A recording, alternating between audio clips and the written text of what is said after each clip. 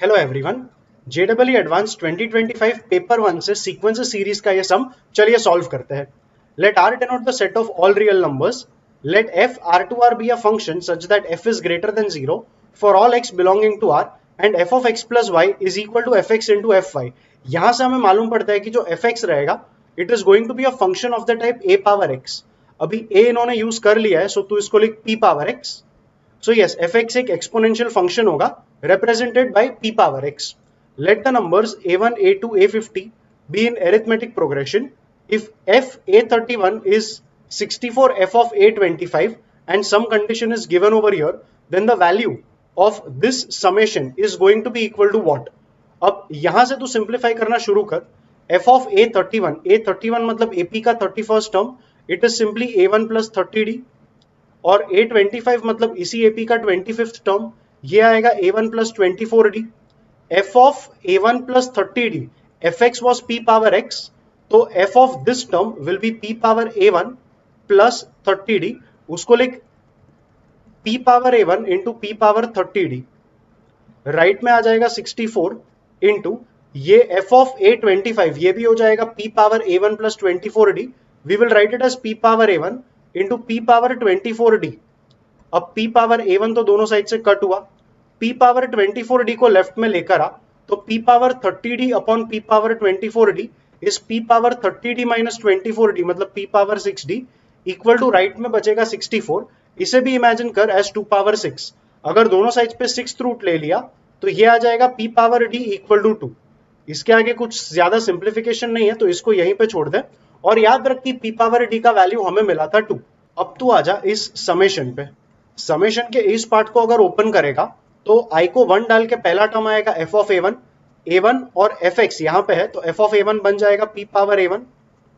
फिर second term आएगा f of A2 मतलब AP का second term which is A1 plus d, तो एफ ऑफ A2 ये बन जाएगा P power A1 plus d और P power A1 plus d we will write it as P power A1 into P power d. फिर अगला term आएगा P power A1 into P power 2D और ये चलते ही रहेगा। And these are a total of 50 terms. This is what you get when you open the summation over here. Notice करेगा तो ये सारा सीक्वेंस एक GP फॉर्म करेगा। पहला term P power A1 and common ratio is P power D into P power D करके अगला term into P power D करके अगला term and so on. So basically इस पे अगर तू SN का फॉर्मूला अप्लाई करेगा तो ये जो LHS तेरा रहेगा that is this part, it is going to be A मतलब P पावर A1, A मतलब फर्स्ट टर्म। फिर यहां पे फॉर्मूला के हिसाब से it was r power n minus 1 upon r minus 1।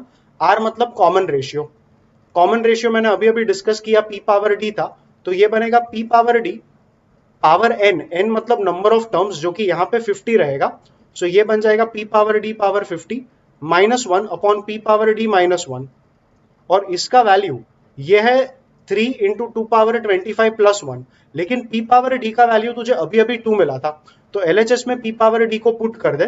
नीचे अगर P पावर D को 2 पुट करेगा तो ये 2 माइनस 1 मतलब 1 आएगा और ये LHS तेरा आ जाएगा P पावर A1 इंटू यहाँ पे बचेगा 2 पावर 50 माइनस 1 इक्वल टू ये राइट सॉरी डिनोमिनेटर तो ऑलरेडी 1 था, राइट में बचेगा 3 इंटू 2 पावर 25 प्लस 1।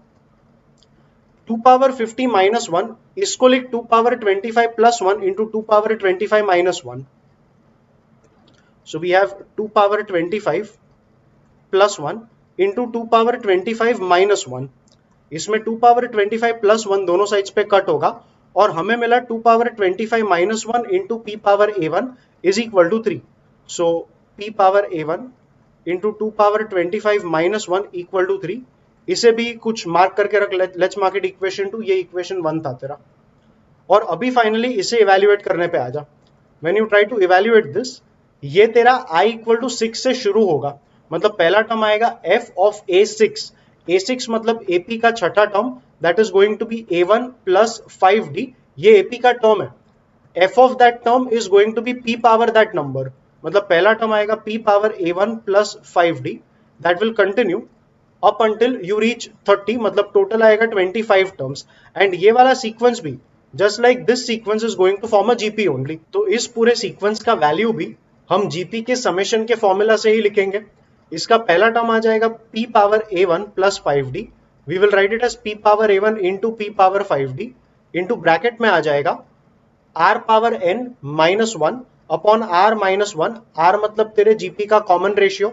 अगर ये term p power a one plus five d है तो अगला टर्म आने वाला है p power a one plus six d, दोनों को डिवाइड करेगा तो तेरा कॉमन रेशियो निकल के आएगा p पावर d। तो इधर आ जाएगा p power d power n, n मतलब इसके नंबर ऑफ टर्म्स, 6 से 30 मतलब ये टोटल आ जाएगा 25 टर्म्स, तो इसका पावर आ जाएगा 25 और नीचे आ जाएगा r माइनस वन मतलब p power d minus one. And p power d हमने पहले भी देखा था, इसका वैल्यू 2 है, तो इसका आंसर निकल के आएगा p power a1 p power 5d, p power d 2 था तो p पावर 5d बनेगा 32 into this is p power d power 25 मतलब 2 पावर 25 फिर माइनस वन और नीचे आ जाएगा p पावर d मतलब 2, 2 माइनस वन 1 रहेगा, तो अपॉन 1 अगर नहीं लिखा तो भी चलेगा। तो इसका भी वैल्यू चाहिए तो यहां पे आ जा पहले p power a1 into 2 power 25 minus one, इसका वैल्यू ऑलरेडी 3 है, मतलब इतने पार्ट का वैल्यू ऑलरेडी 3 तुझे पहले ही मिल चुका था, तो इस पार्ट को 3 पुट कर तो आंसर आ जाएगा 3 into 32 and that is equal to 96। तो इस एक्सप्रेशन का फाइनल वैल्यू निकल के आया 96 and that is the final answer for your sum. Official answer की देख ले, yes 96 is the right answer and with that we are done with this some.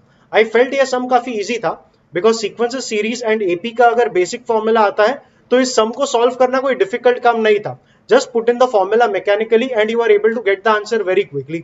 Sequences and series अगर अच्छे से पढ़ना है तो प्लेलिस्ट का लिंक डिस्क्रिप्शन में मिल जाएगा।